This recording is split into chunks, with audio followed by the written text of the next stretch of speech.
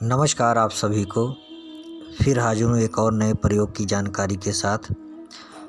आज का जो प्रयोग की जानकारी है ये जो है गुरु गोरखनाथ बंगाल खंड का है और ये जो है मरही माता का है और ये पहला खंड है और पहले खंड में जो है 7 मंत्र हैं और इन 7 मंत्रों को आपको पूरा जो है मैं जानकारी दूंगा और इनको आपको जो है पूरा कंठस्थ कर लेना है, क्योंकि इनको अगर आप पूरा कर ले गए इसके बारे में जानकारी तो मैं पूरी दूंगा ही।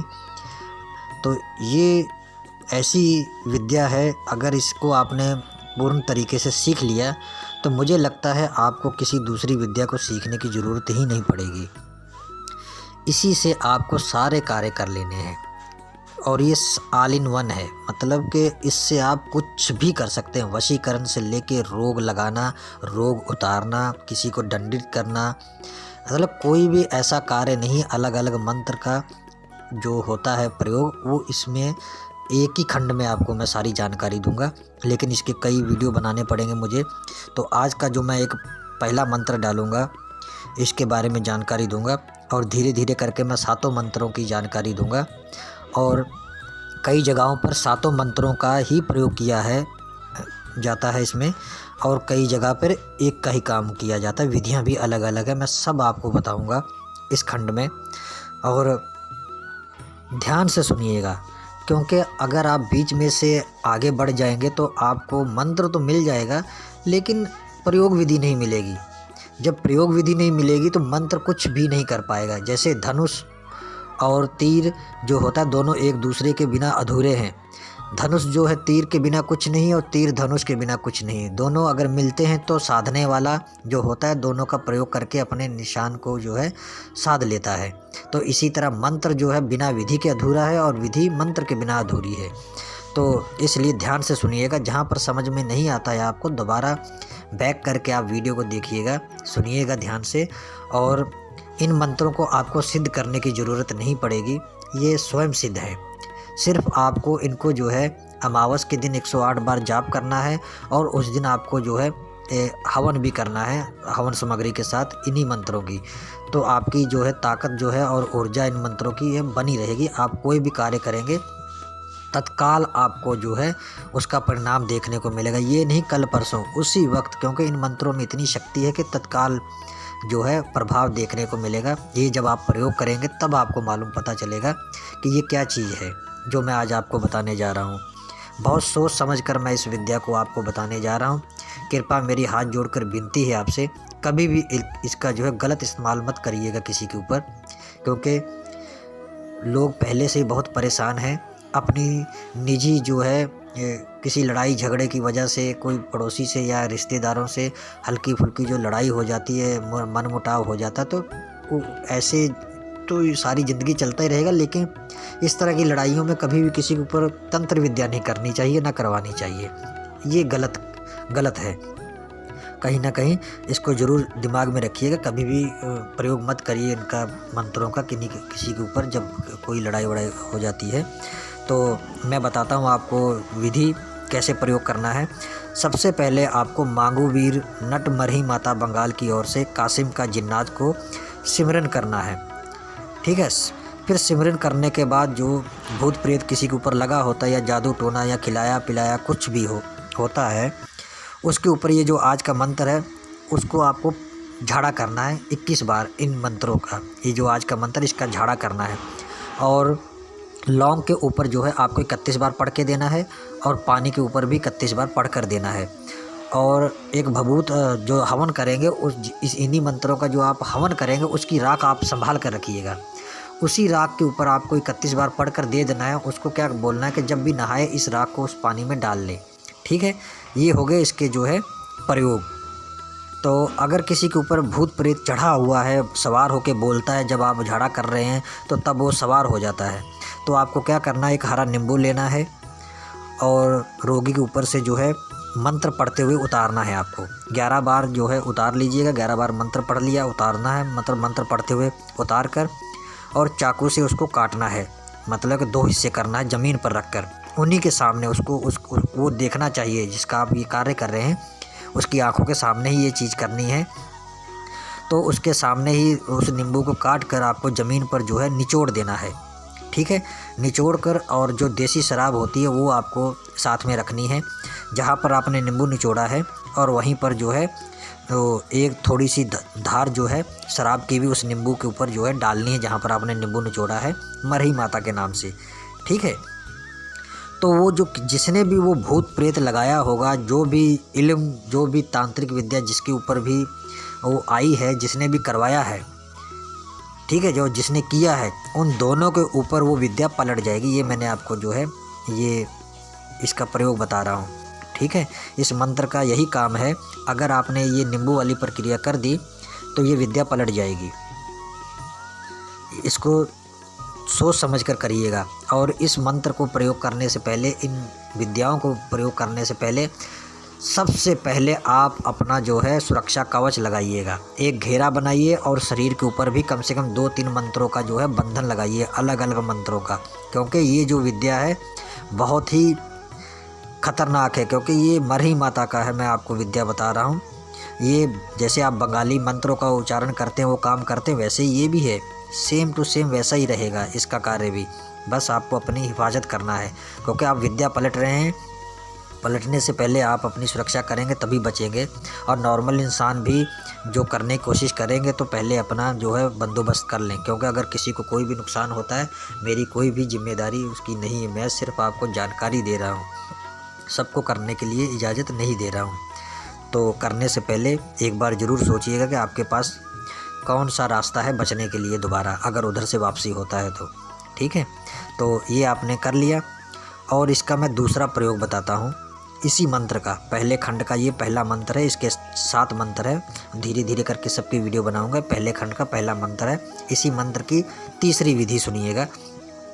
काले उड़द के दाने ले लीजिए 1 मुट्ठी, ठीक है, और उसके ऊपर 41 बार पढ़ लीजिए इन्हीं मंत्रों को। ठीक है, इन्हीं मंत्रों को जो है उड़द के दाने पर जो है पढ़ लेंगे। और वो जो काली उड़द के दाने हैं, जिसको भी मारेंगे वो पछाड़ खा के गिर जाएगा। आजमा कर देखिएगा। ये नहीं सुनी सुनाई बात नहीं बता रहा हूँ, ना कुछ कहीं से पढ़ कर बता रहा हूँ।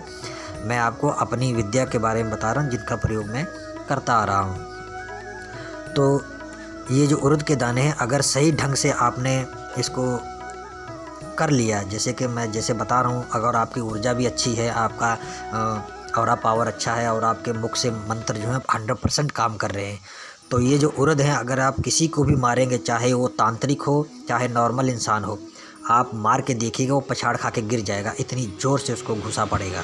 ये ऐसी विद्या है।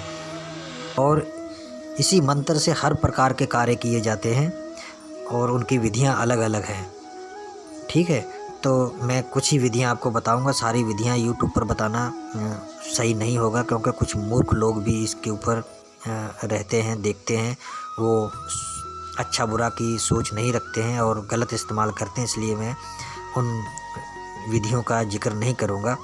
खास जो ज़रूरी मुझे लगता है उन्हीं चीज़ों को बता पाऊंगा। और ना ही मुझसे कोई मांगने की कोशिश करे, मैं नहीं बताऊंगा, क्योंकि समर्थ के अनुसार ही सामने वाले को भी चीज़ें प्रदान करनी चाहिए। और मांगो वीर नट मरही माता बंगाल की ओर से कासिम का जिन्नात को याद करके जिस कार्य के लिए भी कहेंगे कि हमारा ये अमुक कार्य इसी वक्त होना चाहिए, तो वो कार्य आपका उसी वक्त होगा। इस मंत्र से जो धार है आपको देनी है शराब की, ये ज़रूर रखना, देसी शराब ज़रूर आपको अपने पास रखनी है। और इसी मंत्र से जो जादुई खप्पर जिसे भेजा जाता है देहातों में, छत्तीसगढ़ में और भी कई जगह पे बंगाली विद्या से भी खप्पर भेजा जाता है, जिसको कहते हैं अगिया बेताल भी बोलते हैं। और मारने के लिए जो भेजा जाता है, जिसे मारन क्रिया बोला जाता है, तो ज़्यादातर रात के टाइम 12 बजे के बाद ही आपको देखने को मिलेगा। मैंने अक्सर इन चीज़ों को गांव देहात में देखा है। तो उस जादुई खप्पर को जो है आपको इस मंत्र से जो है उतार सकते हैं और वापस भी भेज सकते हैं। जिसने भेजा है उसके ऊपर आप दोबारा उसको वापस भी भेज सकते हैं, रोक कर आपको वापस कर सकते हैं उसको।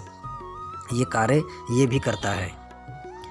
अगर आप कहीं अकेले जा रहे हैं सुनसान रास्ते में और आपके सामने कोई प्रत्यक्ष रूप में कोई भूत प्रेत या कोई शैतान या कोई चुड़ैल अचानक आपके सामने जो है प्रकट हो जाती है और आपको लगता है कि इससे खतरा है, तो जैसे ही आप इस मंत्र का जो है उच्चारण करेंगे तो हो सके तो धूल उठाइएगा।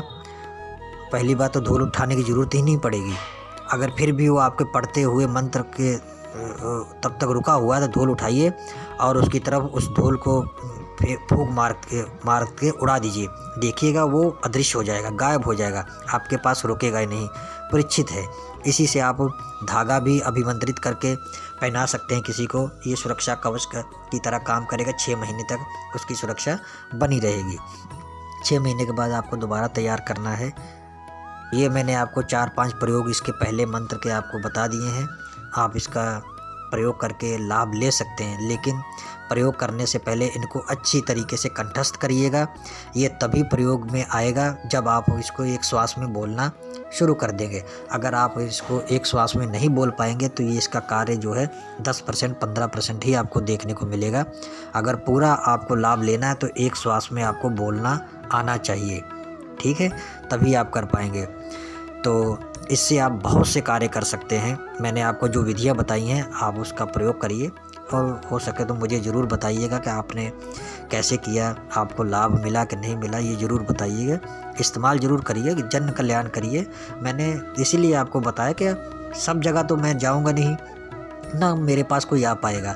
तो आपके पास अगर ये विद्या किसी तरीके से पहुंचती है, आपका कर्म अच्छा है, आपको समझ में आ जाता है और विद्या कार्य करती है, तो आपके पास आस-पास में जो परेशान लोग हैं उनका समस्या का हल करिए। ठीक है, थोड़ी दक्षिणा लीजिए, समर्थ के अनुसार लीजिए। ये नहीं कि 10,000 20,000 लीजिए, नहीं, समर्थ के अनुसार, क्योंकि सब गरीब हैं। 1000-1500 रुपये कमाना बड़ा मुश्किल है।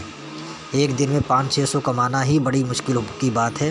तो 10,000-15,000 लेना, उनका घर का खर्च चलाना, बीमार हो जाता उसको देखना, ये बहुत ही मुश्किल कार्य हो जाता है। समर्थ के अनुसार, सामने वाले के जो समर्थ है उसके हिसाब से ही आप दक्षिणा भी लें तो आपकी विद्या भी कारगर रहेगी। ईश्वर आपके ऊपर हमेशा आशीर्वाद बनाए रखेंगे कि आप दूसरों का भला कर रहे हैं समर्थ के अनुसार। तो ठीक है, तो मैं अगला जो इसी खंड का जो अगला मंत्र है फिर वीडियो बनाऊंगा, उसकी जानकारी भी दूंगा। 7 मंत्र ज़रूर आपको दूंगा, क्योंकि एक मंत्र अधूरा है, 7 का होना बहुत ज़रूरी है। अगर कोई आप बड़ा कार्य कर रहे हैं तो 7 मंत्रों का आपके पास होना बहुत ही ज़रूरी है। तो आशा करता हूं कि मेरे इस आज की प्रयोग जो है जानकारी है, इससे आपको लाभ मिलेगा। आप जो है दूसरों का भला करिएगा। मेरा यही एक लक्ष्य है कि आप कहीं ना कहीं मेरे द्वारा जो बताए गए प्रयोग हैं उनसे दूसरों की सहायता करें, उनको लाभ मिले, तो ईश्वर भी आपका साथ देंगे, आपका समर्थ बढ़ाएंगे, आपको और विद्याएं प्रदान होंगी। क्योंकि जैसा आपकी सोच होगी वैसे ही आपका समर्थ बढ़ेगा, वैसे ही आपको आगे की विद्याएं भी मिलेगी। नहीं तो जो आपके पास विद्याएं हैं वो धीरे धीरे उनका जो है असर प्रभाव ख़त्म हो जाएगा। आपका कुछ भी कार्य सफल नहीं होगा अगर आप गलत काम करते हैं तो आज्ञा दीजिए। फिर मिलूँगा एक और नए प्रयोग की जानकारी के साथ। तब तक के लिए नमस्कार।